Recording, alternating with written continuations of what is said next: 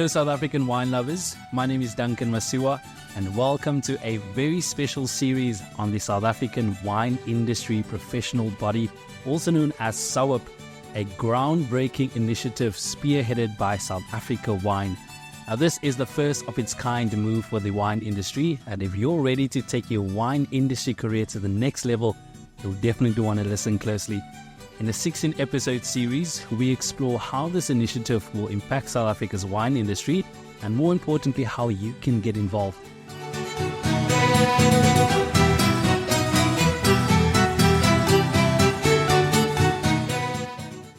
And I'm thrilled to host Hanlé Theron, a seasoned lecturer in the Department of Agriculture at the Wellington Campus of the Cape Peninsula University of Technology. Now, with over 20 years of experience, Hanlé is a senior lecturer specializing in viticulture, crop physiology, and ecophysiology.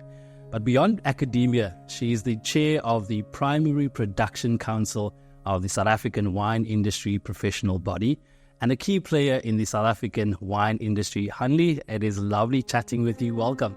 Thank you, Duncan. Now, the study and practice of cultivating grapes, it's quite interesting. What led you to this career? Yeah, I don't have a simple answer for that one. I grew up in Paarl, so grape production and the vineyards were also always part of the scenery, but I never envisioned that it will be a study career or field of my choice.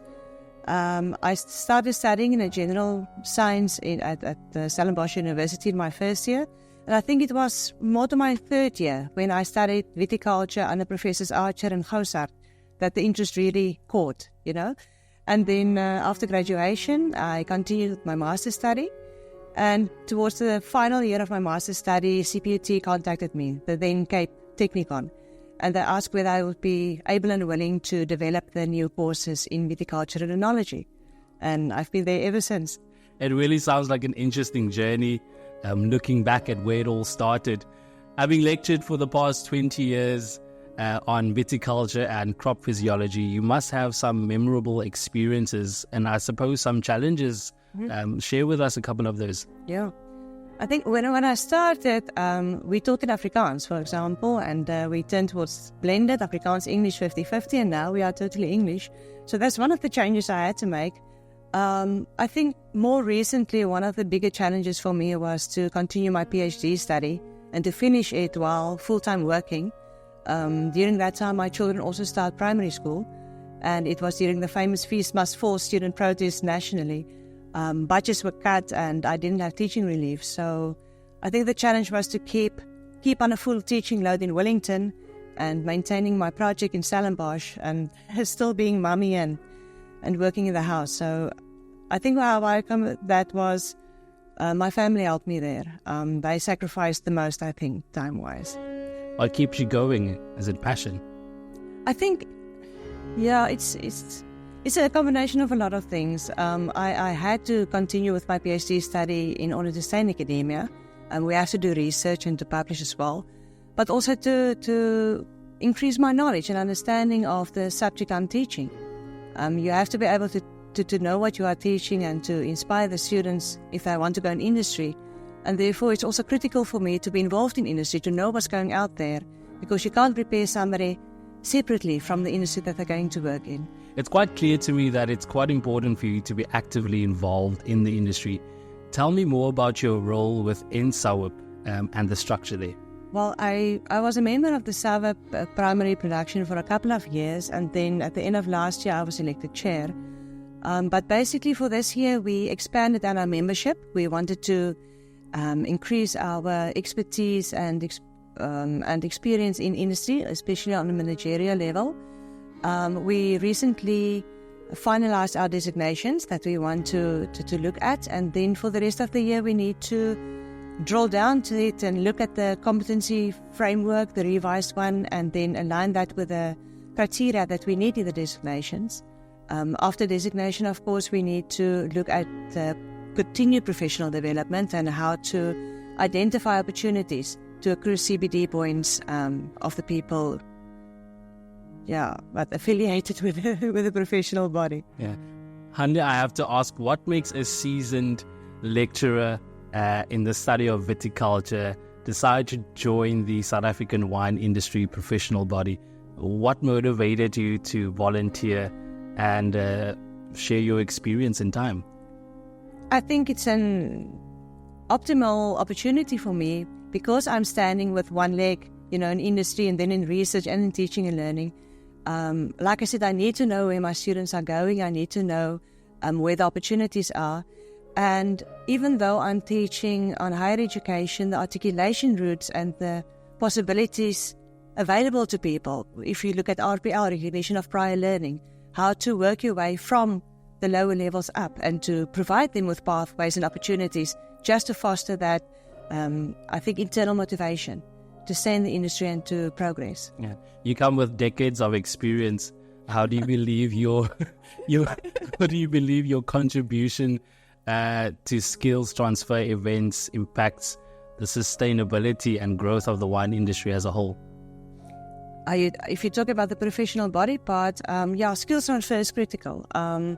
We can, with skill transfer opportunities, we can identify shortcomings and address that on short term, but also in combination with knowledge donation, we can improve the competency of the people in the industry and improve their employability. And I think that will impact a lot on productivity and eventual profitability. Yeah, I'm sure you've seen a lot of shifts within the South African wine industry. In your opinion, what are some of the challenges currently facing the wine industry in terms of primary production, and how do you see that evolving in the future? Well, I think that's a common answer. Climate change is the big one, but it's more the increase in variability of climate and the shifting in climatic patterns. The focus should be on the resilience of the vineyards to bounce back, to establish vineyards that are adaptable to the environment and what it faces. And of course, limited resources. If we talk about energy, we all know the energy limitations, and then water. So the whole idea, I think, is to focus on what we have and to improve the resilience of the industry and the vineyards. Yeah. Someone's listening to this podcast or watching the video right now, and they might be interested in your career and how you've navigated the industry. What advice would you offer to individuals who are interested in pursuing a career in viticulture and plant physiology? Wow. I think my first advice would be not to just fall into it like I did. I would have preferred to have a better plan, but things work out. It really does. But yeah, I would suggest that go and find experience. See what is out there. Work in your holiday time. See if it's really the thing that you want to do. The main thing about self-motivation is to be interested and to like what you're doing. Otherwise, you are losing momentum. Yeah. And then establish yourself. See where you want to go. Get your aim ready. And then look for opportunities. Where can you get experience? Where can you get training? And go for it. I think, and to keep the open attitude that you need to be adaptable. You need to be able to be willing to learn and to learn lifelong. Yeah. Hanlé, looking ahead, what do you envision for the future of South Africa's wine grape production, and how do you see your role in that evolving landscape? Well, Duncan, I think South Africa, the wine industry, has such a rich history and such a unique story to tell. We've got the diverse climate, we've got the diverse environment, and of course the richness of the people. And that is our main asset, and that is part of the key foundation of the story that we have. Of course, it will evolve in the future. Agriculture is moving. We're moving towards technology, AI, and we have to keep relevant, and we will be able to adjust. I'm confident that we have the knowledge, expertise, and the willingness to just stay role players in the industry. Are you excited and hopeful for the future of South Africa's wine industry? Yes, I definitely am. I mean, if you look at the developments in the industry, South Africa wine that has been established, the reconstruction, the alignment of the industry, we are focused, we are there. Integrated production of wine, all these industry bodies all contribute to a resilient wine industry. And if you look at the interests of the people and the youth coming through, I really think that it will evolve, but we will be able to meet the challenges. Thank you so much, Hanlé, for joining us. That's, of course, Hanlé Theron, Senior Lecturer in the Department of Agriculture at the Wellington Campus of Cape Peninsula University of Technology. The sustainability of the wine industry is not just about the vineyards and the environment.